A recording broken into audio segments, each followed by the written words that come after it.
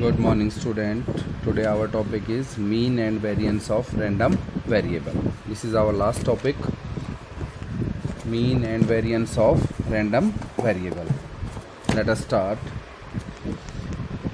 Introduction कि what is random variable. पहले हम देखेंगे कि रैंडम वेरिएबल क्या है। Corresponding to every outcome of a random experiment. कोई भी रैंडम एक्सपेरिमेंट आपने किया, एक सिक्के को उछाला, एक डाइस को थ्रो किया, तो वो हमारा क्या है, रैंडम एक्सपेरिमेंट। और उसके हर एक आउटकम के corresponding we can associate a real number. हमारे पास क्या होता है, हर एक आउटकम के कॉरस्पॉन्डिंग हमारे पास क्या होता है, एक रियल नंबर। जैसे फॉर एग्जांपल मैंने दो सिक्कों को इकट्ठा फेंका, तो उसमें टेल आने की टेल की अगर हम देखें कि नंबर ऑफ़ टेल्स कितनी आ सकती हैं। जब दो सिक्कों फेंकोगे तो हो सकता है कोई भी टेल ना आए, हो सकता है दो में से एक सिक्के में टेल आए, हो सकता है दोनों सिक्कों में क्या आए, टेल। तो ये हमारा क्या है, एक real number associated to every outcome of a random experiment. और इसी को हम क्या कहते हैं, रैंडम वेरिएबल।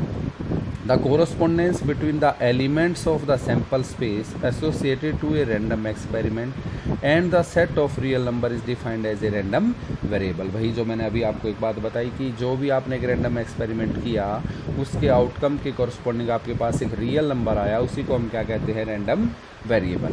जैसे एक एग्जांपल से समझिए, आपने तीन सिक्कों को इकट्ठा उछाला है, तो क्या आएंगे, head head head, head head tail. ये हमारा सैम्पल स्पेस आपको बनाना आता है, इजीली आपको सिखा चुके हैं 11th में। तो हमारे पास टोटल रिजल्ट कितने आएंगे, हमारे पास तीन सिक्कों को इकट्ठा उछालेंगे तो टोटल रिजल्ट आएंगे हमारे पास 9। Let X be a real valued function. इसको छोड़िए, तो अब नंबर ऑफ, अगर मैं हेड की बात करूं, जब आपने तीन सिक्कों को उछाला तो नंबर ऑफ हेड्स कितने आ सकते हैं, 3 हेड। उससे कम 2 हेड, उससे कम 1 हेड, और उससे कम कितने आ सकते हैं हमारे पास, 0 हेड। तो ये जो नंबर्स हमारे पास आ रहे हैं हर एक आउटकम से रिलेटेड, यही हमारा क्या है, रैंडम वेरिएबल। जैसे क्वेश्चन से समझते हैं, एक सिंपल सा क्वेश्चन लेते हैं और आपको क्लियर हो जाएगा कि ये रैंडम वेरिएबल क्या है। जैसे फॉर एग्जांपल करिए, let's start.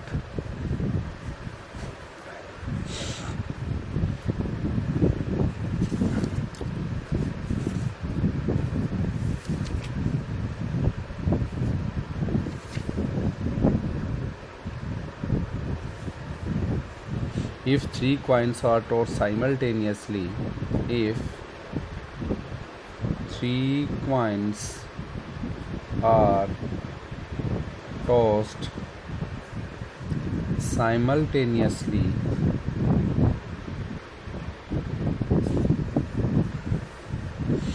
then and x represent the random variable and x represent the random variable number of heads,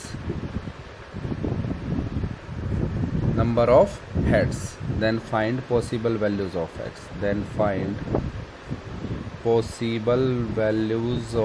x, देखिए क्वेश्चन को समझिए, बहुत ही ईजी है। पहले हम रैंडम वेरिएबल की वैल्यूज़ निकालना सीख रहे हैं। अगर 3 क्वाइनों को इकट्ठा टॉस किया जाता है तो x वहाँ पर किसको रिप्रेजेंट कर रहा है, एक रैंडम वेरिएबल। किसके रैंडम वेरिएबल को, नंबर ऑफ हेड्स को। Then find possible values of x। तो पहले हम क्या बनाएंगे, हमें पता है रैंडम एक्सपेरिमेंट का हम क्या बनाएंगे, sample space. When 3 coins are tossed simultaneously, then sample space of such experiment is given by head head head, 3 head, उससे कम कितने हेड, ए, उससे कम कितने हेड, 2, तो टेल को फिक्स कर देते हैं, 2 हेड अपने आप फिक्स हो जाएंगे, हेड हेड टेल। उससे कम कितने हेड, 1, वो फर्स्ट में हो सकता है, वो सेकंड में हो सकता है, वो थर्ड में हो सकता है, और no head, that is tail. अब लेट्स, हमारे पास क्या था, x denote the random variable, sorry, x denotes the random variable number of heads, then possible values of x are, आपके सामने हैं, possible values of x are 0, 1, 2 and 3। हो सकता है तीनों सिक्कों में से किसी में भी हमारा हेड ना आए, जिसको रिप्रेजेंट कर रहा है टी टी टी।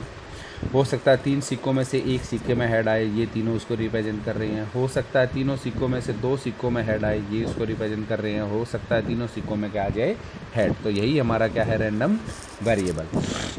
तो रैंडम वेरिएबल ऑफ एक्स के according possible values of x हमारे पास क्या है, 0, 1, 2 एंड 3। अब हमने क्या निकालनी है, इन सब की प्रोबेबिलिटी। हमारे जो क्वेश्चन है हमने क्या निकालनी है वहाँ पर, इन सब की प्रोबेबिलिटी। यहाँ पर तो क्वेश्चन यहीं पर ख़त्म हो जाता है। अब मान लो आगे भी कहीं इसको करने के लिए, तो probability at X is equal to 0 हम कैसे निकालेंगे। एक्स इज इक्वल टू 0 का मतलब है probability of getting no head, कोई भी हेड हमें ना मिले। Probability of getting no head, that is कौन सा फेवर करेगा, पी टी टी टी की फेवर कितनों ने किया, एक ने। टोटल कितने हैं हमारे पास, 8। तो हमारे पास कितने आ गए, तो प्रोबेबिलिटी हमारे पास कितनी आई, 1/8। Probability at X is equal to 1, that is probability of getting 1 head. और 1 हेड के लिए ये रहे, फेवर कितने कर रहे हैं, 3। टोटल कितने हैं, 8, तो कितने आ गया, 3/8।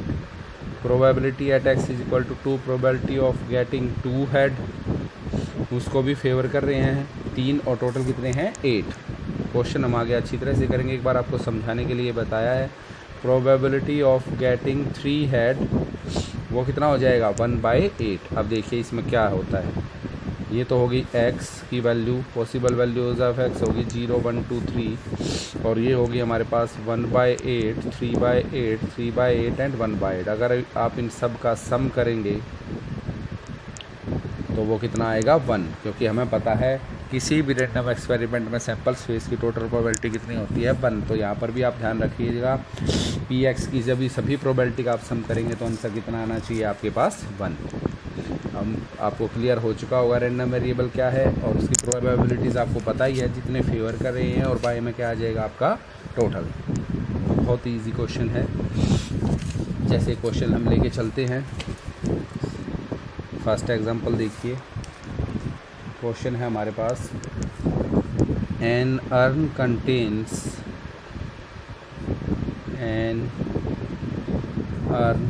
contains 4 white and 6 red balls. 4 balls are drawn. 4 balls are drawn at random from the urn.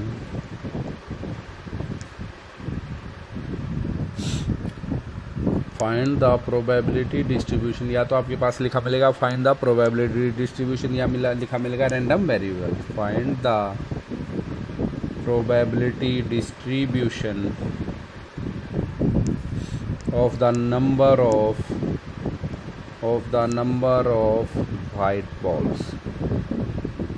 तो सॉल्यूशन हम करेंगे, तो सॉल्यूशन हम अगर देखें तो ये बैग है हमारे पास, उसमें क्या है, वाइट बॉल हैं हमारे पास। एक बार हम डाटा लिख लेते हैं, वाइट बॉल्स हैं हमारे पास 4, रेड बॉल्स इन बैग हमारे पास हैं 6, टोटल बॉल्स इन बैग हमारे पास हो गई 10। अब खुद देखिए, 10 बॉल में से अगर आप 4 बॉल निकाल रहे हैं तो उसमें वाइट बॉल के रैंडम वेरिएबल क्या हो जाएगा, या तो 4 में से कोई भी वाइट बॉल नहीं, या 1 वाइट बॉल, या 2 वाइट बॉल, या 4 में से 3 वाइट बॉल, या चारों की चारों हमारी क्या निकल सकती हैं, वाइट बॉल्स। तो let x denotes the random variable, ऐसे ही लिखना है आपको हर एक क्वेश्चन में। लेट एक्स डिनोट्स द रैंडम variable number of white balls drawn, number of white balls drawn from the urn when 4 balls are drawn. When 4 balls are drawn, then possible values of x are 0, 1, 2, 3 and 4। ये तो easy है भाई, 4 ball आप निकाल रहे हो तो उसमें से वाइट बॉल की प्रोबेबिलिटी क्या हो सकता है, 4 में से कोई भी वाइट बॉल ना हो, 1 वाइट हो, 2 वाइट हो, 3 वाइट हो, या क्या हो, चारों की चारों वाइट। अब सब की प्रोबेबिलिटी हमने निकालनी है। Probability at X is equal to 0 means probability of getting no white ball, this means probability of getting no white ball. 0 क्या हो गया हमारा इम्पॉसिबल इवेंट, तो उसकी प्रोबेबिलिटी क्या होगी हमारी,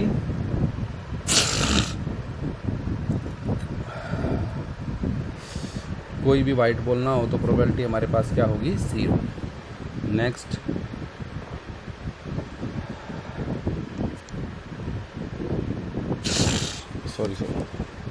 नेक्स्ट है probability at x is equal to 1, that is probability of getting one white ball. One white ball, तो एक तो वाइट बॉल आएगी, एक वाइट बॉल कहाँ से आएगी, 4 में से कोई एक निकाल, तो आप चारों रही हो, बाकी 3 कहाँ से आएंगी हमारी,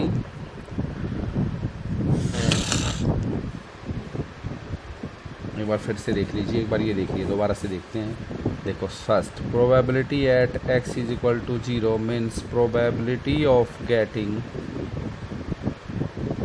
नो वाइट बॉल। तो ये क्वेश्चन अलग हो गया बेटा कि कोई भी 4 में से कोई वाइट बॉल नहीं निकली, लेकिन बेटा बाकी तो निकली, यानी कि चारों की चारों हमारी किसी और कलर की निकली हैं, तो उसकी प्रोबेबिलिटी हो जाएगी, फेवर कितनी करेंगी 6c4/10c4 ये आएगा आपका। देखिए इसमें कंफ्यूज होने की ज़रूरत नहीं है, उसने कहा probability of getting no white ball कि 4 में से कोई भी वाइट नहीं थी, तो इसका मतलब चारों की चारों कैसी थी, रेड। तो रेड बॉल कहाँ से निकलेंगी, 6 में से कोई 4, और टोटल कहाँ से निकलेंगी 10 में से कोई 4। नेक्स्ट है probability at x is equal to 1, probability of getting one white ball. तो 1 वाइट बॉल की प्रोबेबिलिटी, एक वाइट बॉल निकलेगी 4 में से कोई एक, बाकी 3 निकलेंगी 6 में से कोई 3, और टोटल निकलेंगी 10 में से कोई 4। क्या लग जाएगा आपका combination. Probability at x is equal to 2, probability of getting 2 white ball, यानी कि 4 में से 2 वाइट बॉल, तो 4 में से 2 वाइट निकलेंगी, 4 में से कोई 2, बाकी 2 निकलेंगी 6 में से कोई 2, टोटल निकलेंगी 10 में से कोई 2।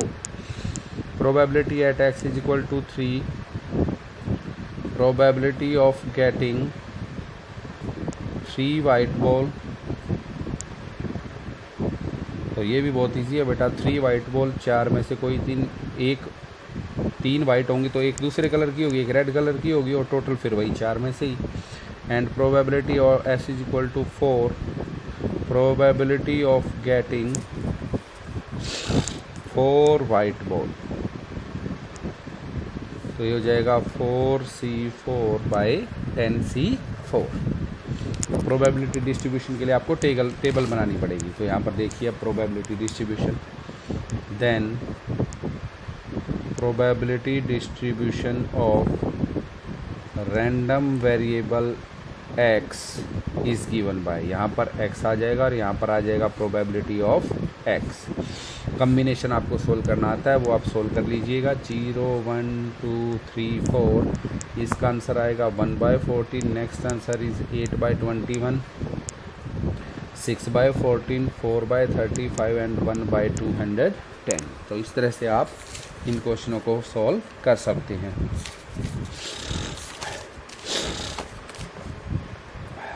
Let us take one more example.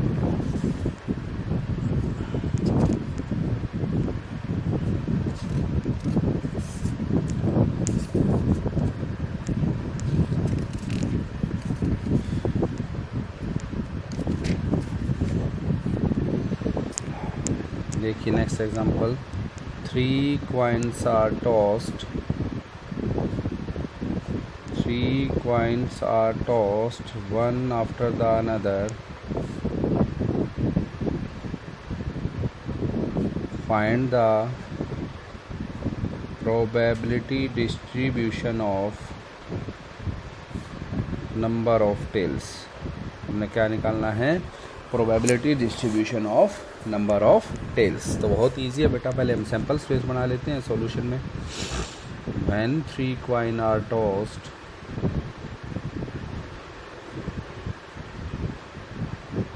then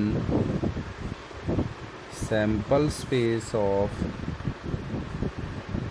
such experiment is given by, sample space बनाइए आप, वो क्या हो गया, head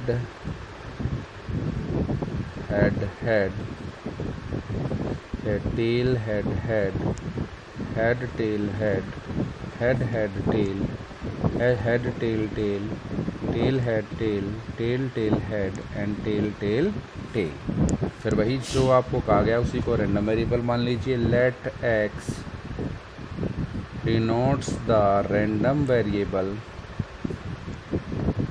let x denotes the random variable number of tails when three coins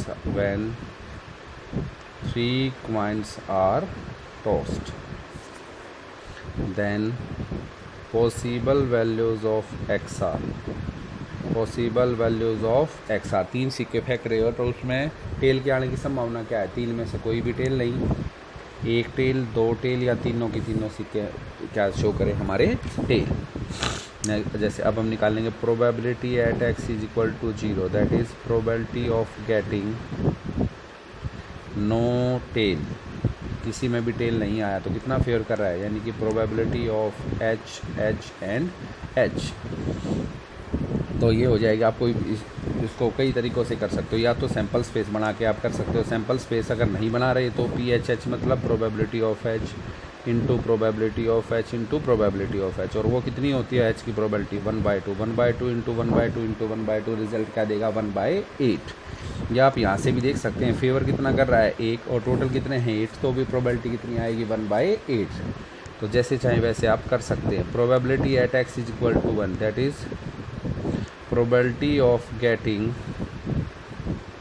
one tail, that is एक में tell आए तो एक में टेल किस में आई है? टी एच एच और एच टी एच और एच एच टी। तो यहाँ पर भी तो टोटल फेवर कितने कर रहे हैं हमारे 3 और टोटल कितने हैं 8, तो प्रोबेबिलिटी कितनी आ गई? 3/8। अगर आप दूसरे तरीके से करोगे और यहाँ पर केस राइज हो जाएंगे, ये हो जाएगा पी टी एच एच और पी एच टी एच और पी एच एच टी, ये हो जाएगा, ये हो जाएगा। अब फिर ये हो गया 1/8 प्लस 1/8 प्लस 1/8 3/8। अगर सैम्पल स्पेस आपने नहीं बनाया है तो आप डायरेक्टली ऐसे भी कर सकते हैं। Probability at X is equal to 2 means probability of getting 2 tail. तो यहाँ पर भी ये 2 टेल बेटा, तो 2 टेल के केसेस हैं हमारे पास P H T T, T H T and T T H. तो इसकी प्रोबेबिलिटी कितनी आ जाएगी हमारी? 3/8।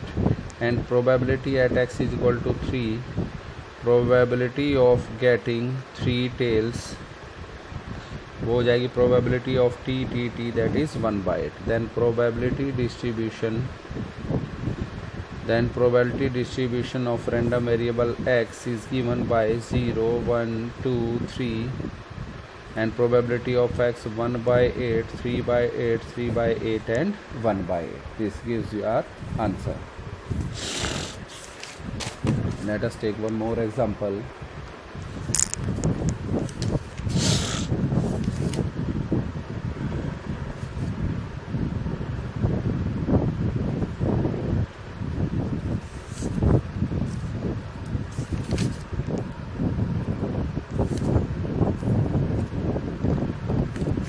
जैसे देखिए लास्ट एग्जांपल हमारा, ये भी इम्पोर्टेंट है। कल हम सीखें इनका क्या निकालना, मीन एंड वेरिएंस। जैसे नेक्स्ट है हमारे पास,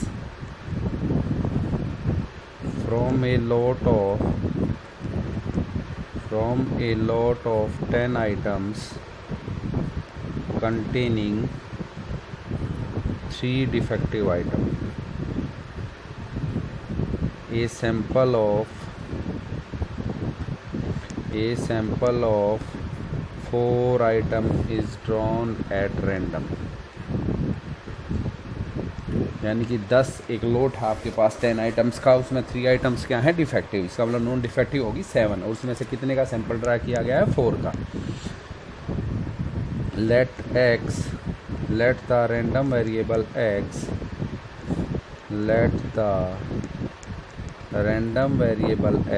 denote the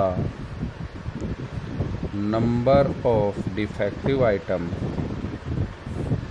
in the sample, find the probability distribution of x, find the probability distribution of X. और इसी में दूसरा पार्ट पूछ लिया find probability at X is less than equal to 1। इसी में इसने थर्ड पार्ट पूछ लिया probability at X is less than 1। और इसी में फोर्थ पार्ट पूछ लिया probability at X is greater than 0 and